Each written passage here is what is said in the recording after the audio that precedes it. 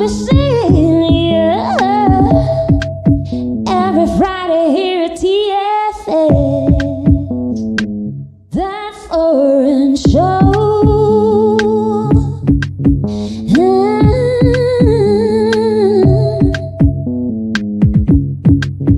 We'll be seeing you on that foreign show. We'll be seeing you. We'll be seeing you every Friday here at TFS. That foreign show.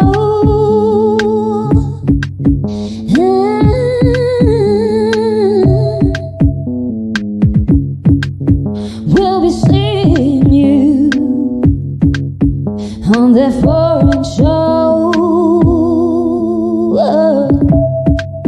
We'll be seeing you. We'll be seeing you every Friday here at TFS. That foreign show.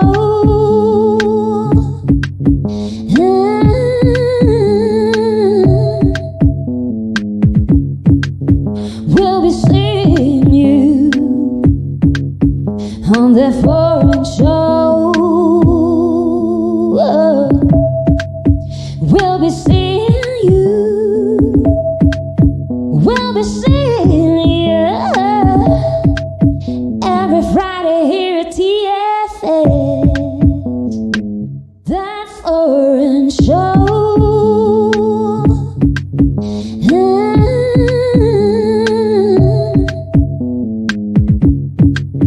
We'll be seeing you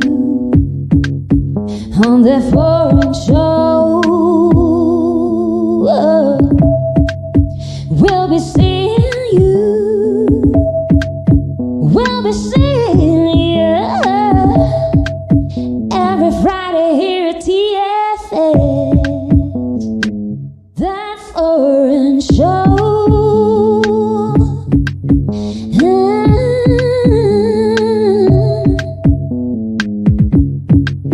We'll be seeing you on that foreign show. We'll be seeing you. We'll be seeing you every Friday here at TFS. That foreign show.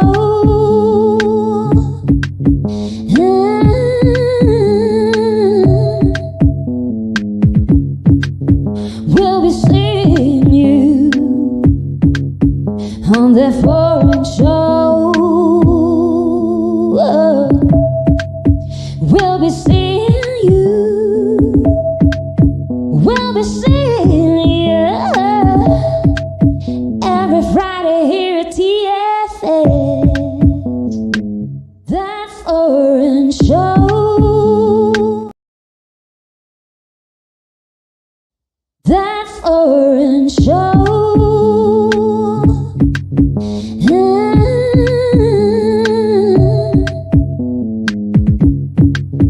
We'll be seeing you on that foreign show. We'll be seeing you. We'll be seeing you every Friday here at TFS. That foreign show.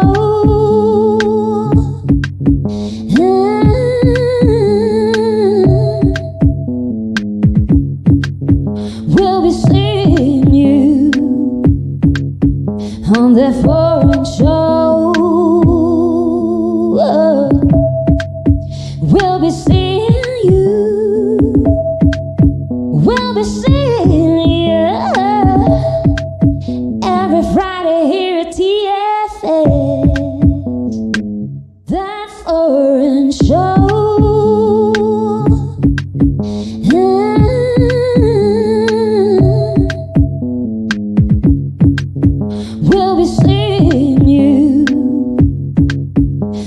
the foreign show. We'll be seeing you. We'll be seeing you every Friday here at TFS. That foreign show.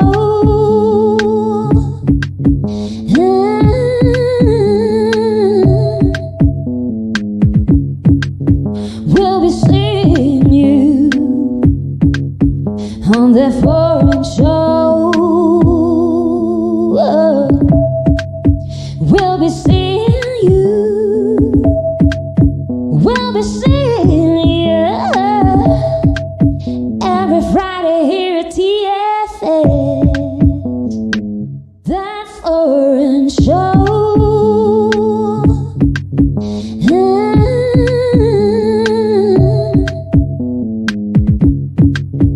We'll be seeing you on that foreign show. We'll be seeing you. We'll be seeing you every Friday here at TFS. That foreign show.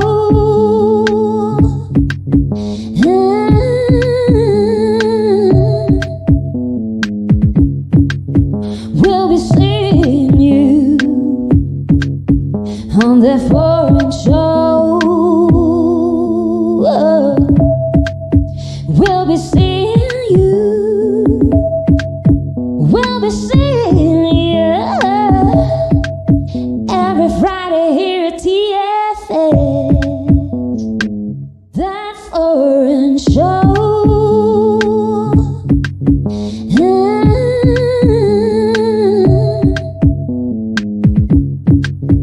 We'll be seeing you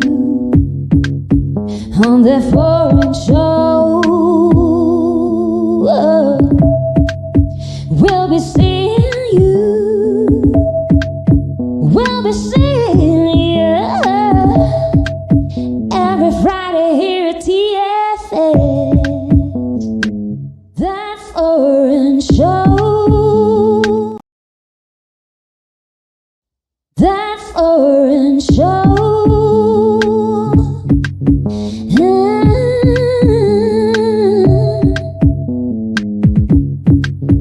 We'll be seeing you on that foreign show. We'll be seeing you.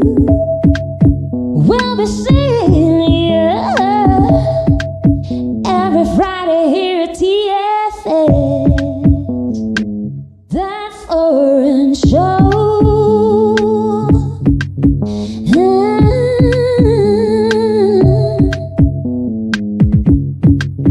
We'll be seeing you on that foreign show. We'll be seeing you. We'll be seeing you every Friday here at TFS. That foreign show.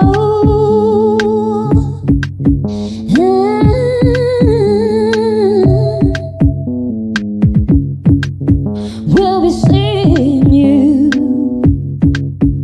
on that foreign show. We'll be seeing you. We'll be seeing you every Friday here at TFS. That foreign show.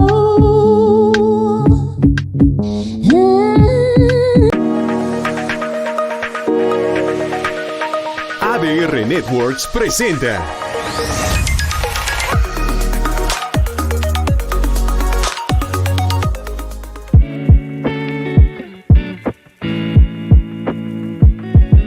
Las opiniones expresadas en este programa son responsabilidad exclusiva de quienes las emiten y no representan necesariamente el pensamiento o alguna posición oficial de este medio de comunicación.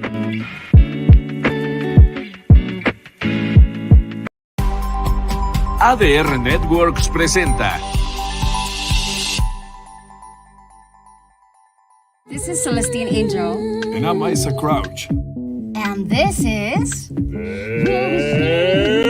Foreign Show! On the Foreign Show. Yes, ladies and gentlemen, boys and girls, welcome to the show, That Foreign Show. My name is Isaac Rakesh, And Celestine Angel. and we are on ADR Networks, activating your senses. See, I Yes, like trying to do the whole thing. we're trying to get it in together. Okay, so we're going to introduce a Korean restaurant today for that insider. Yes, Korean food, and this place it comes highly recommended. It's actually a spot that we've been frequenting quite a lot actually recently. Yeah, basically we like to recommend like the places that we would actually recommend to all our friends, and we'll bring them when they want to go somewhere to eat. Yep. And for Korean food, it's definitely harungak.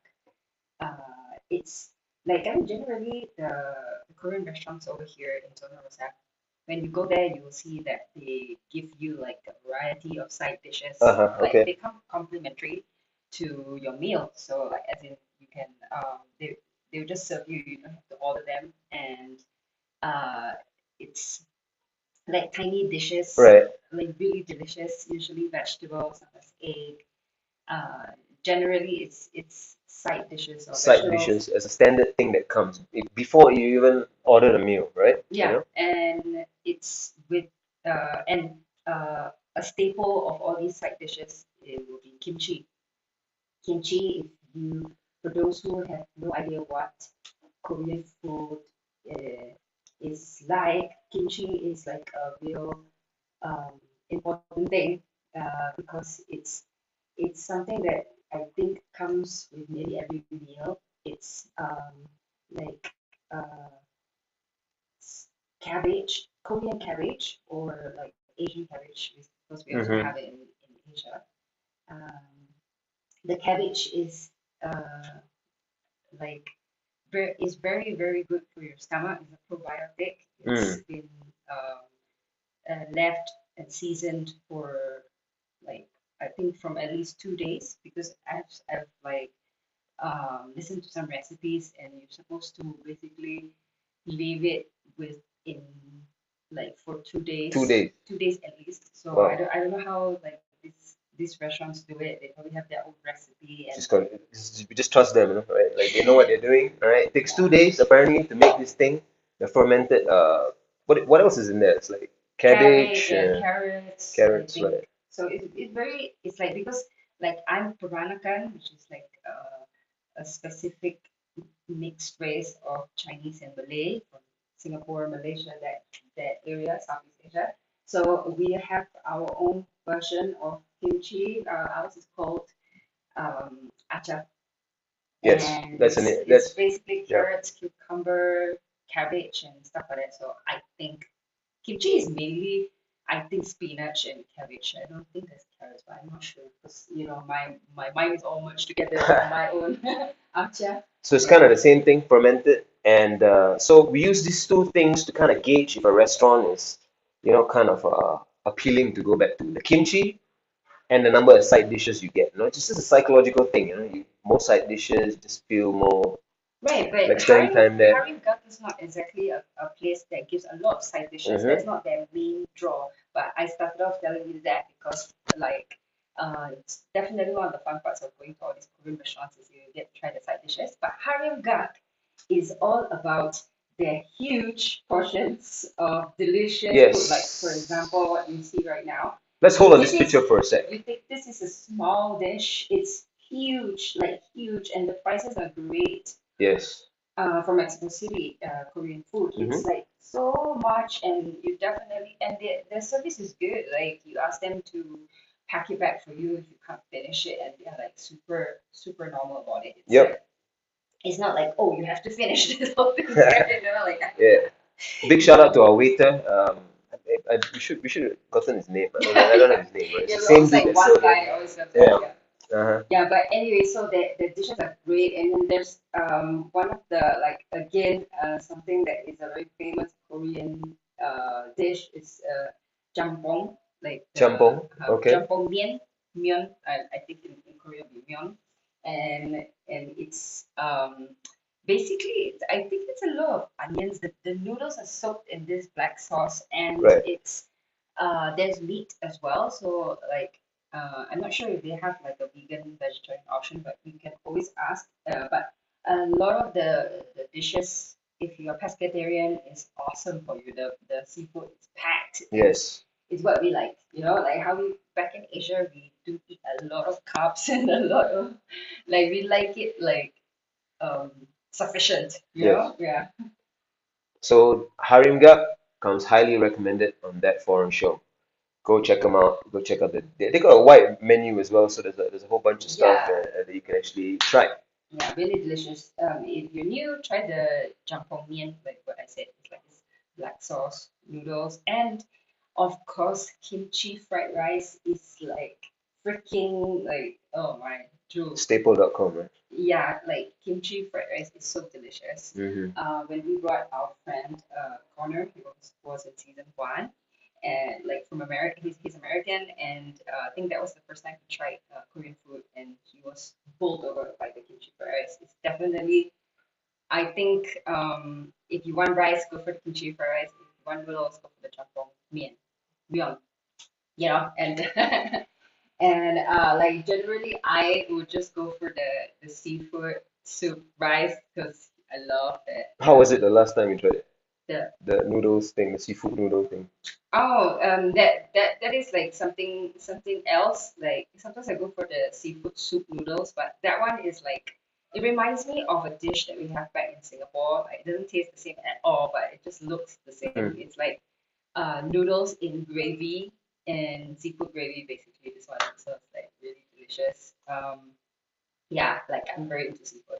So anyway, let's like that's all for Harugak. Yeah. It's they're situated in Zona Rosa, the area of where all the Korean food are, Mm-hmm. and yeah, like right next to it, there's also this I think it's new supermarket, Korean supermarket, and they have like lots of good stuff. And I think that they are a good price because they sell like a pack of Korean instant noodles for like 125, something like that, and it's five packs. So that's a very Right. good price.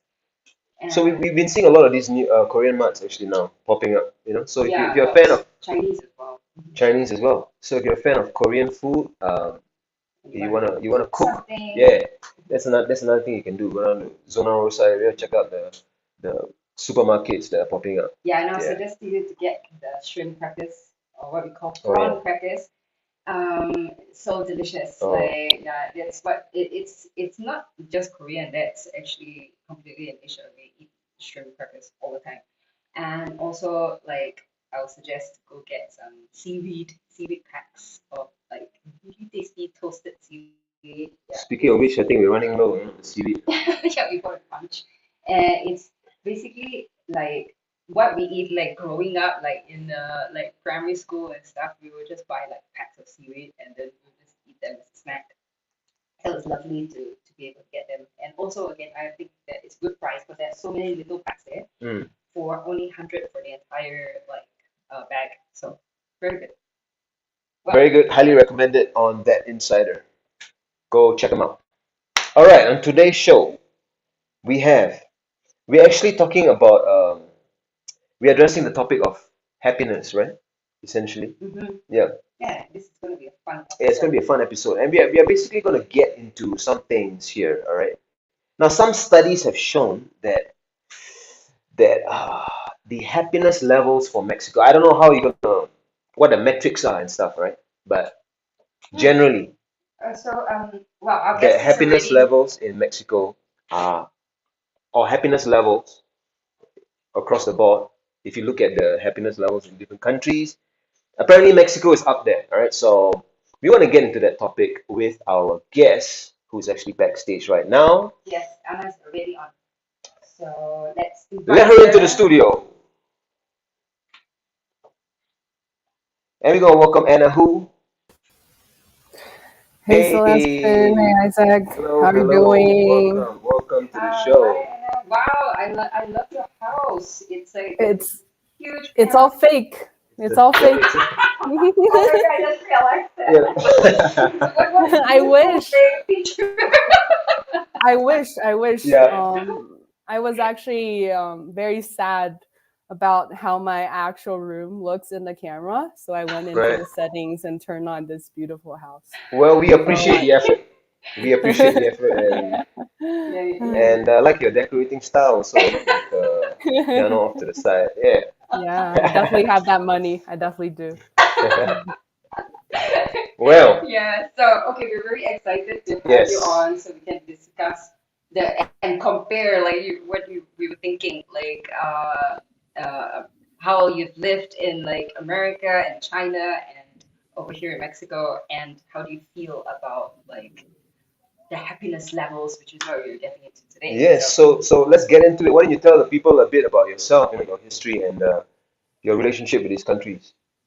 Yeah, sure. So, I'm Anna. I was actually born and raised in China, but I also lived for around 8 years in the US across the two different coasts. I actually also lived in Spain for a year. I don't know if you guys know that. oh, Okay. And then just about 6 months ago, I moved here to Mexico City. I am a management consultant at McKinsey. I used to work for the Los Angeles office, and now I'm here with the Mexico City office. So that's how I came. Mm, nice. Okay. Yeah, So no, we didn't know that you spent a year in Spain actually. That's really right. interesting. Yeah, that was And definitely a reason, part of the reason why I was thinking about trying Mexico. okay, because of this. Yeah, for sure. Okay, that's yeah. so your Spanish must be pretty good if you lived in Spain before. So it was not brand new when you came here, like that you have to Yeah, no, I was lucky because I actually went to Spain when I was in high school. I lived there for a year. I lived in pretty small town in the northern border of Spain where no one really spoke English, so I was forced to speak learn. Oh, Spanish all the time. So Oh wow, okay. I think I got lucky there. Yeah, for sure. wow. So like from China, you went to Spain. So um, like there were connections from like China to like go overseas to study and do an exchange or what? How was that? Yeah, pretty much, except for it was more random. So I because I applied to US universities, I graduated from my Chinese high school a year early. I had nothing to do, so I was just randomly walking on the streets, honestly, and then someone handed me a flyer. It was like, "Hey, like there's Wow. this program in Spain. Um, Wow. you could go," and I was like, "There's no opportunity cost because I have nothing to do. My alternative would be scooping ice creams for that year." So I went to Spain with the imagination that everywhere in Spain is like Barcelona, except for when I went to the northern border in the Hmm. winter, it was all snow. So it was Right. quite a shock. But I'm grateful for that experience for bringing me Spanish, bringing me a little bit more like conception of what Hispanic culture is like, and ultimately leading me here. Right. What at that point? I mean, when you were, when that happened, what's the general impression that the Chinese had of like Spain or like I mean, European culture and like was it something that you I mean, like, is it it's not something you hear very often, right? Like people from China actually choosing to spend a year studying in a non-English speaking European country. Maybe you can tell us a bit about that. Right, right. I think especially southern European countries like Spain, Portugal, like not a lot of people go there. There are quite a few Chinese international students in countries like Germany, like UK, or even France, Italy, because they're perceived as, I don't know, maybe having a little bit higher economic level. Right. But to our happiness topic, I think they also have a little bit lower happiness levels there. Um, I think a lot of Chinese people are don't have a lot of knowledge of what Spain or Hispanic culture is like in general. A lot of my because Spain and Mexico and Chinese is actually like both three characters and a little bit similar. So a lot of my Chinese like family actually mess up the two words even like they just have very little Wait, what do you mean perception. three? Oh, you mean in Chinese, three In characters for? Chinese. Ah, okay, Yeah, okay. for both like the country of Mexico and country of Spain. Yeah, so that's how little we know. But I think a lot of our stereotypes of the Hispanic culture is that people are generally very open, very expressive, and pretty happy living in the moment. And I think definitely like I, at least like before I went there, I knew like Catholicism plays a big part in these cultures. So I definitely think that also brings a lot of like living in the moment vibe to these Right. Yes, countries, which for is sure. yeah This very is different kind of from like Asia. a common theme in like the last few episodes that we were talking about, like how living in Mexico, like you really live in the moment. It's a very different style compared to like back in Asia, where like you need to know what your plans are, like way in the future. As in, generally, that's kind of the vibe, right? Yeah. Right. So yeah, let's get to like what was your impression of Mexico before arriving here? Yeah, Before so getting to that, can you hear us fine? yeah, it's a little bit choppy at times, but in general, it's fine. When it gets Okay. too frozen, I'll let you know. But thanks. All right. Yeah. Perfect. Cool. Yeah. So about my impression before I came here, because I lived in Spain, it's a Western country. So as a non-Western person, I found a lot of solidarity with my Latino friends there. So I met a lot of them in Spain, and they definitely highly, highly recommended Latin America to me. To their point, it's very welcoming. It's extremely like people there are extremely nice and I actually learned to dance in Spain with my Latino friends. So I was like, yeah, it's definitely a very happy and expressive culture. That was pretty much my impression before coming here. And I would say like the Disney movie Coco definitely played a big Yeah. role as well. I think as everyone, a lot of people that's like the main source of knowledge about Mexico Yeah. and China. Yeah. And now that you're here, you're like everything that you thought was like now you feel it's true. Yeah, I think for the most, sorry, can you repeat the very last sentence?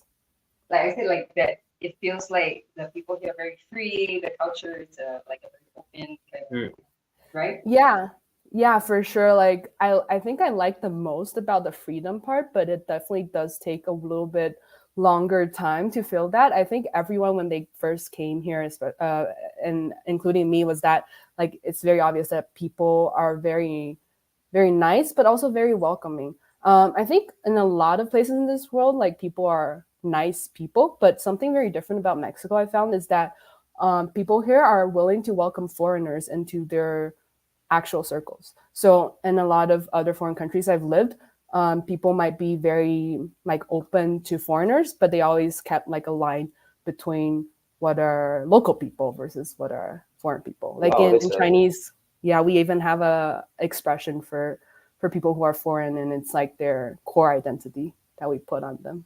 Yeah. Yeah, I think like in that sense, maybe we connect with that as well because in Singapore we are also very welcoming to foreigners and like actually our core group are all foreigners like Yeah. in Singapore. Yeah, of course we have our local friends, but we mix them together. Yeah, but that's an interesting point that you mentioned because yeah, we have experienced certain countries where they are open to foreigners, but not their inner circle. That kind of thing. Like Yeah. yeah. So there's a huge there's a difference in that. No? Yeah, Right. that's an important thing that you actually said Yeah. because like they have roots or like they have known these people for years, but it's still cool to like include completely new friends, foreign friends into the inner circle. Yeah, for sure. And I think it's almost completely the opposite in Asian and well, at least in Chinese cultures. that we have a very, very, very emphasized line between our inner circle and people who are out there, nice to have as friends. Yeah. Once Like a we, protective kind of thing. Is it sorry, like say a that again. Yeah, it's a protective? for sure. I think it's a protection kind of thing. It's Mm. also that when people admit others into their actual inner circles in China, it takes a long time, but after that, they usually treat them like extremely well, like loaning them money, like doing like high risk stuff like that. So I think that's a difference. Like there's a very strong line in China between like local versus my outer circle. But once people are admitted inside of that, like they get very privileged treatment. Versus I think in Mexico, what I felt is that people treat everyone nicely, like on the streets, like with strangers.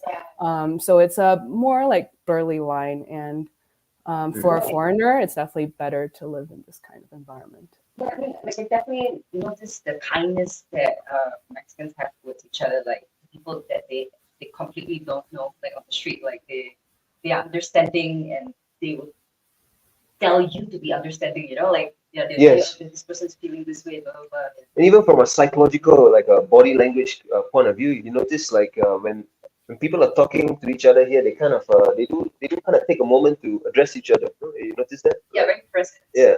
So yeah, so we get that point, and So then on our happiness topic, so yeah. like, have you noticed like something specific about Mexico in terms of this? Yeah, for sure. I think Mexico is a lot happier. 100%. I think one little thing to do with it that we have to recognize is the weather.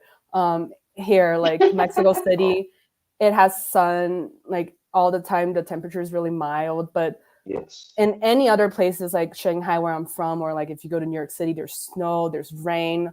I think like the weather plays a big part on people's happiness.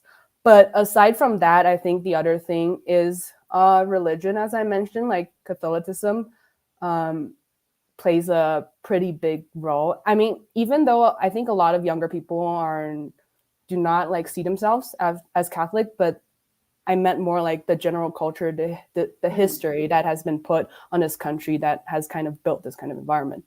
Um, I think one thing that this kind of culture has led to is that compared to China and the US, where I feel like people have a lot more desires, here in Mexico, people are Become more grateful. content. People are Okay. content. People are grateful for what they already have, and they just want to do well in what they are already in. So to give you an example, I talked with like a grocery store owner. She was actually Chinese. There's a lot of good Chinese grocery stores, as you guys mentioned here. That's true. and and she told me that like she has a friend who is a taco shop owner, and she was really surprised because the taco shop owner, like his father was a taco shop owner. His father's was a taco shop owner, and he is perfectly content with being a taco shop owner, which is pretty rare in Chinese cultures because we have a pretty strong sense of moving up the social Yeah, ladder. yeah. So Ambition, if like improvement and stuff like Yeah, that. So socio-economic ladder, right? Like I want to get exactly, from one taco shop, you need to move to five yeah, taco like shops, right? the next child would want to expand the business or something, right? So Yeah, yeah. I mean, and I mean, we're not saying it's bad or anything. I mean, it's part of progress, right? It's a crucial part of progress, right? But this yeah, whole this whole there's thing, nothing good or bad for anything. yeah, We're like really just looking, right? yeah, Yeah. yeah, yeah. So please yeah, go on. Yeah, fascinating the stuff you're saying. yeah. No. Sorry.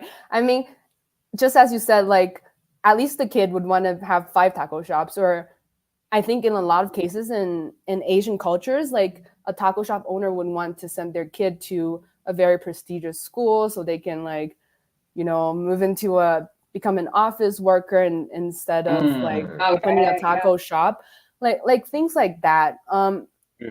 But it's less about money, honestly. Like to the Chinese grocery owner's point, like her taco shop friend has a lot of money. They are wealthy. Like, I think it's more like the social prestige in different cultures, like how Yeah, different yeah. careers are perceived. And when and also this happens in the US as well, like things about like elite universities and like certain industries that you need to get into. Like when we perceive like certain careers, certain industries as essentially better than others, I think it really just draws a very narrow path for the young people. Like you either keep climbing or you're a failure. Yeah. And for a lot of people, it's actually very hard to reach that. Like we're just normal people. So I think that's what is causing a lot of unhappiness in China and the US versus here in Mexico, people are more receptive towards what they already have.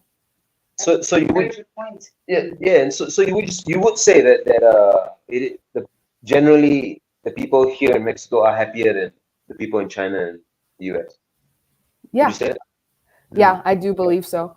Though I I would put a little bit more objective view that um, in terms of like moving up the like having different career options or like moving up the so-called social ladder, there's still a small group of Mexicans who are very involved with that. I think that comes in a little bit different topic, which is I think there is quite a lot of inequality in Mexico. Like there are a small elite group of people who are very, very much like Americans in the US versus Right.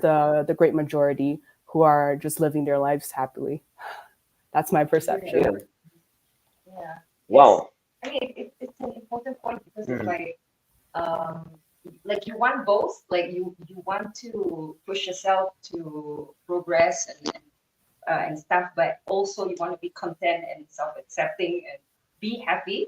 So it's Yes. very interesting to think about both of this, like L- yeah. Like the taco shop, using the taco shop thing as an example, right? Like, so if the father is passing the taco shop on to the son and saying, I mean, in an Asian context, this is just my perception now, my personal view. In the Asian example, it'll kind of be like, son, I have a successful taco business, all right? And since I worked so hard in this business, you don't have to. You can go to an Ivy League university or something, right? Exactly. You Yeah. should not do. You should not get into the taco game, right? Yeah, Right? yeah, like the Asian way would be like that, right? Yeah. That's for them the like progress, The progress, right? Mhm. And I mean, okay, implications from that. For me, the thing that really hits me is kind of a non-self-accepting kind of way of doing things, Yeah, right? and then that constant pressure to improve in, I don't know, sometimes it's not even your idea of what improvement is, and you're just forced by society yeah, and then to what they think is the right way to prestige or whatever. Mm. So like that pressure, that unnecessary pressure, when I was speaking, is making people unhappy. Making people unhappy, and we also suspect that if you're unhappy, the chances of you actually becoming wealthy is kind of small, right?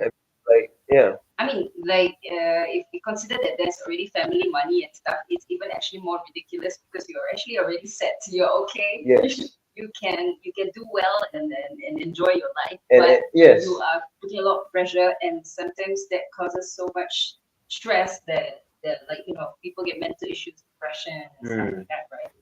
yeah, Exactly. And I think it connects well with the point you mentioned at the very beginning, which is people are more free here. I think I truly believe in freedom of will. I think that's what gives us the most happiness. So when you're restricted to only one path, like you don't have the freedom to choose like other things. It might not necessarily be like opening a taco shop. It can be like I actually want to open a coffee shop. I don't want to become like a office worker or something like that. Right. I yeah, actually just came back from China, and after not going back for over 4 years, like something really shocking to me is that I realized how uniform everyone is in their thoughts and their values and their what they believe is better and is right. And I think that people are being controlled by the culture in some ways, and people are being unhappy. Yeah. Can you speak a bit more on that? Like, because that's really interesting. It's 4 years since you've been back, so yeah, fresh perspective. And you're saying people are kind of uniform in a way. Yeah, for sure. People are very uniform in the way that everyone is trying to pursue one, materialistic goods, and Yeah. two, like the certain like well-regarded career paths in China. Well, I have to condition this saying that I only went back to Shanghai and that's where I grew up and came from. So it's a city culture that might play a part, but yeah, for sure, yeah. But what I realized is that, for example, there is a lot of gap in the Chinese society these days for technical workers, like people who would be able to fix appliances, or people who would be able to teach a very specific skill, but none of those are regarded as prestigious in a lot of like previous technical workers. Like, let's say, like his mom was someone who was doing technical work. She wouldn't Right. want her son to be in that. So they're like, we already sacrificed so much. You're not supposed to be in that. So everyone's trying to pursue those very few opportunities in office jobs. And it's a very, very toxic competition environment. Whereas like there's a lot of other like ways of life that are not addressed, and a lot of opportunities that are not that are overlooked. You said toxic or constant? What was it you said? Toxic. I Toxic. think it's Wow. Okay. toxic. Okay. Yeah. Right. And then I think the other part is that like it's also like the part about people having uniform values and thoughts.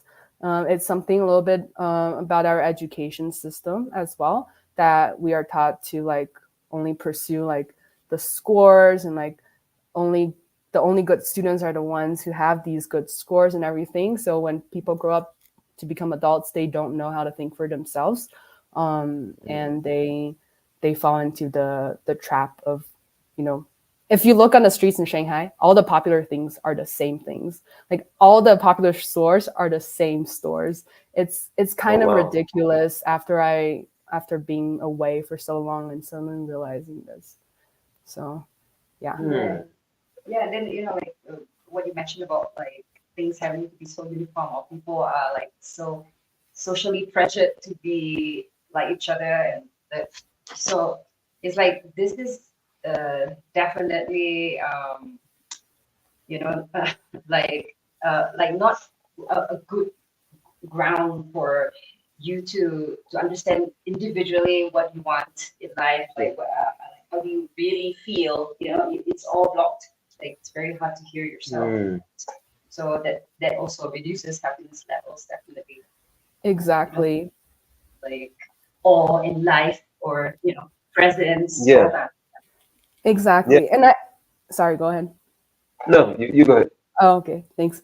So I think this was not an issue for the previous generation, because China was in a developing era where the materialistic needs were not met yet. So it's Yes. totally fine and okay, yeah, to just pursue these needs. But for our generation, at least in cities like Shanghai, like we were born with basic materialistic needs met, and yet we're still pursuing these same standards again and again.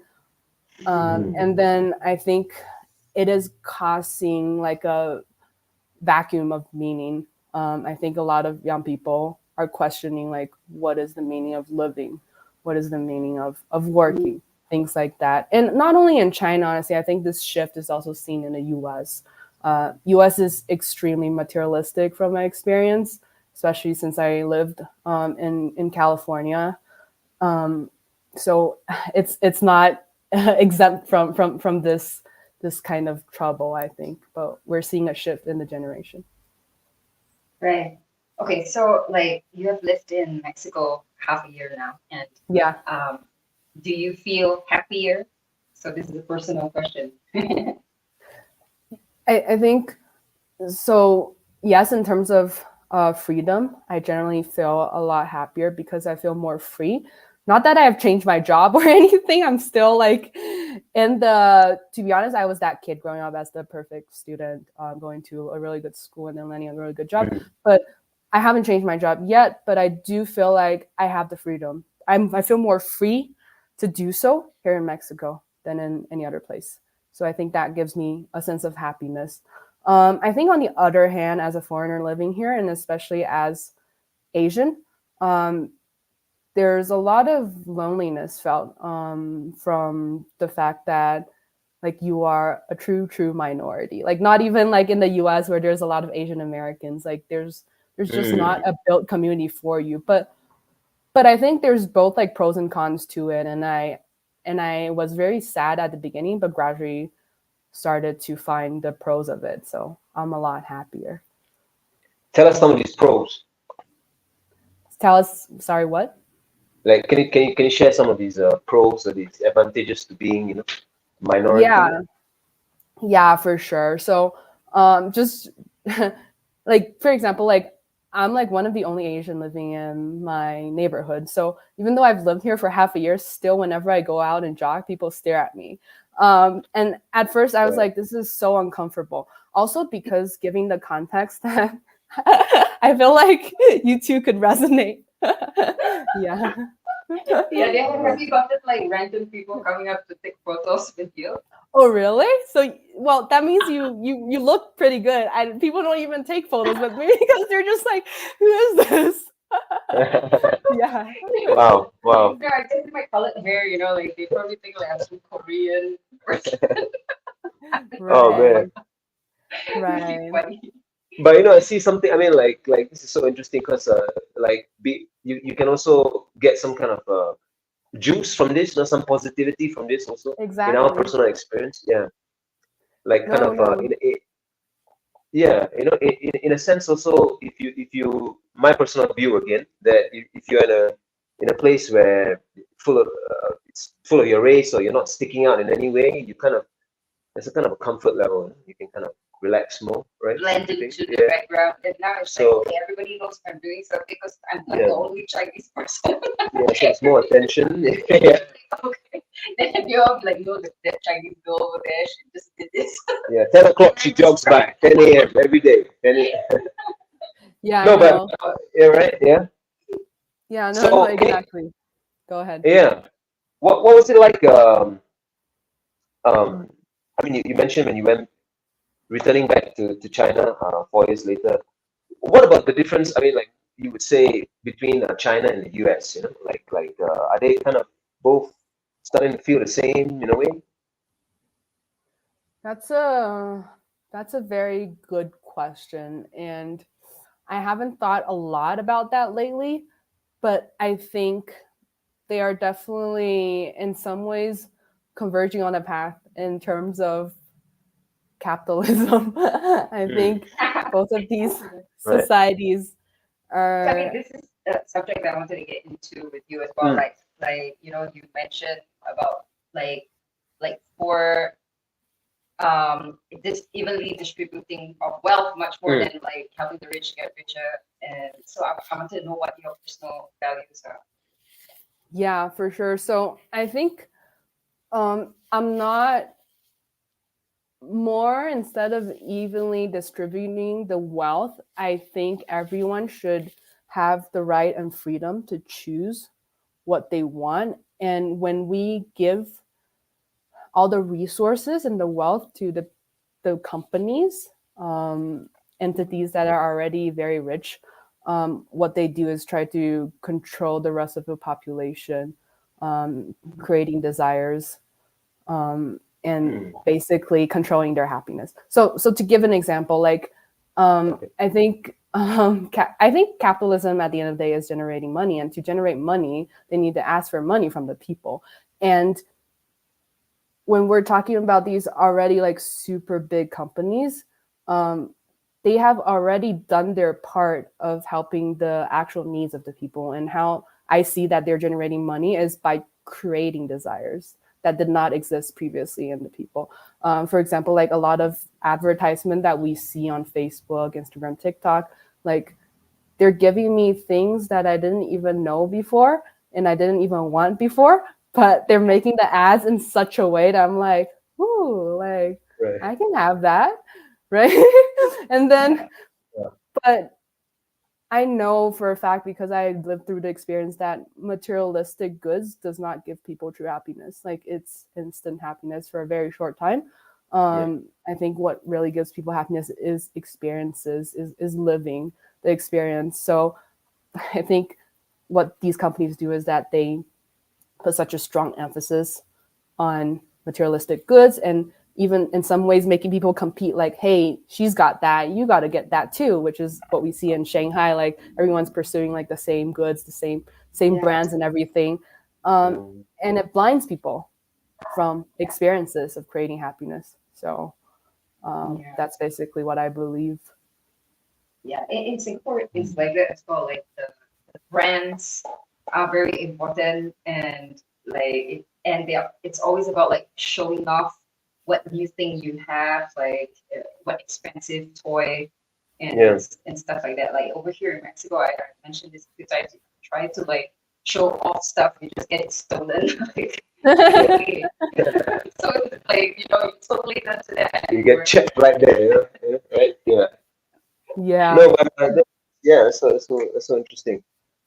And this, I mean, now we talk about Singapore and China and stuff, but we can see clearly now, and I'm sure you agree that this is fast becoming a world cultural thing, right? It's like becoming the same kind of everywhere, right?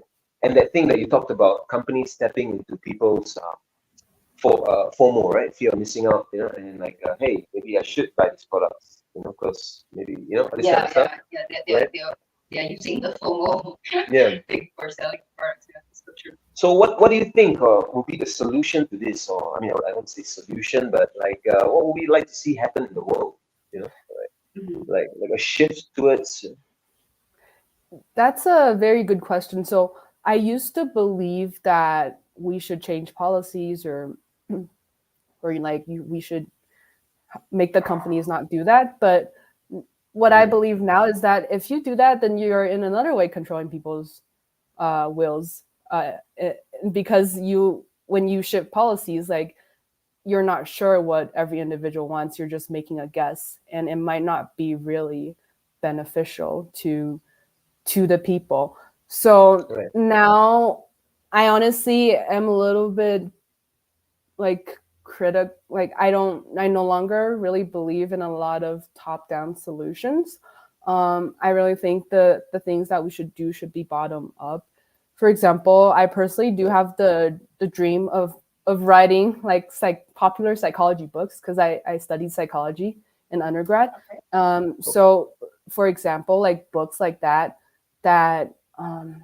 gives like experiences, gives perspectives, but it does not force this on any people as a political movement. Like it's only the people who already are feeling like a little bit like loss of meaning in their life, like they will go and seek out these books, like they choose it themselves.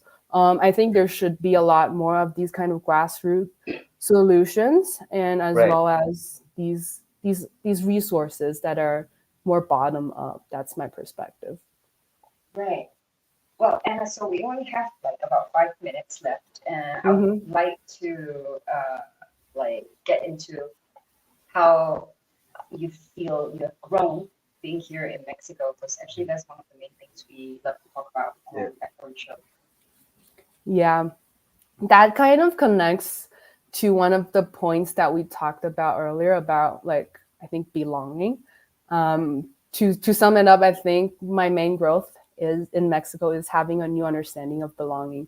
So when I first came to Mexico, because I spoke the language, I was like, I'm gonna be a full-on local. Like my goal is just to be as local as possible. So wow, okay.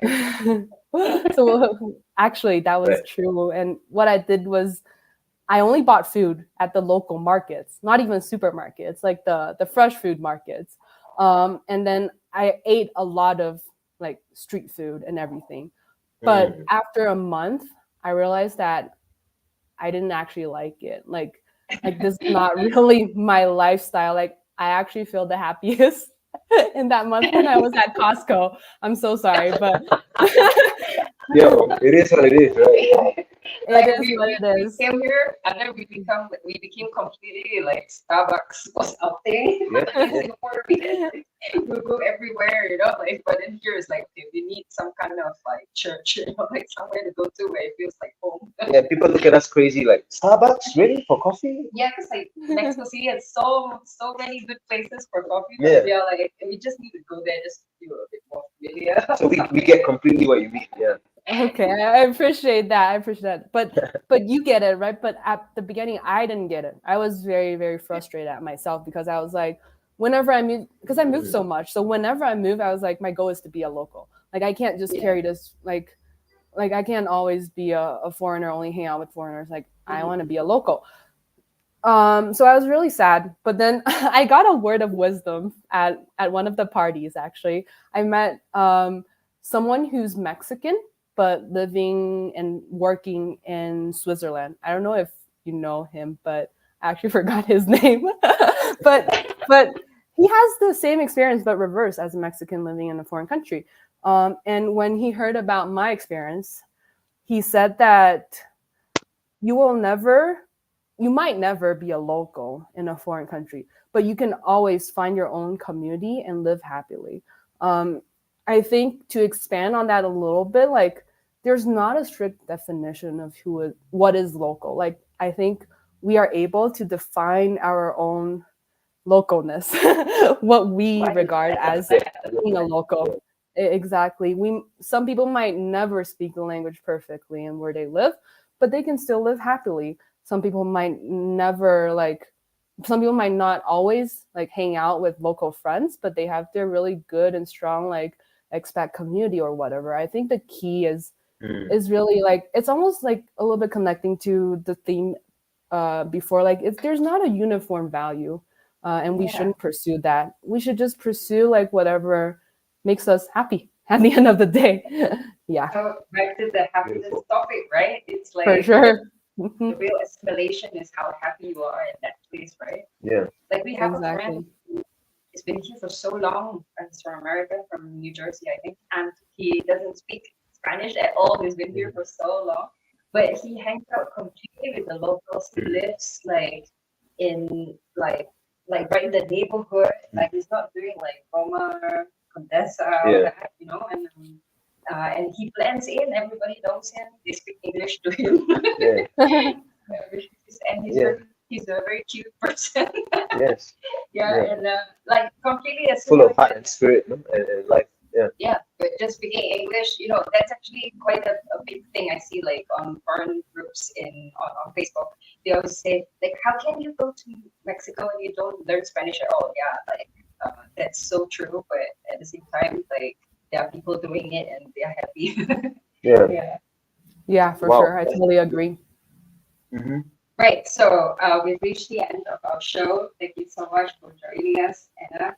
Yes. Let us Thank know when you. you drop those books, the psychology books that you're gonna write. So my goal is to make it a big hit. So if it comes true, you wouldn't need me to know to tell you about it. Okay. Wow, We're gonna hold you to that. We're gonna hold you to that. Yeah. And that's like a ambition, right? Yeah, it sounds like There's no pressure from like society of like, you know, be the expand 5 grocery stores. Yeah. All the best to you. We love that. Yeah. Thank you. It's a dream. Thank you. Thanks a Thank lot you for for coming having on the me. show. Yeah. Thank So I'm you. Celestine Angel, I'm Isaac Rakesh. and we have Anna with us, and we are signing out. Activating your senses. Peace. Ciao. Thank you to all who joined us here on That Foreign Show. It's been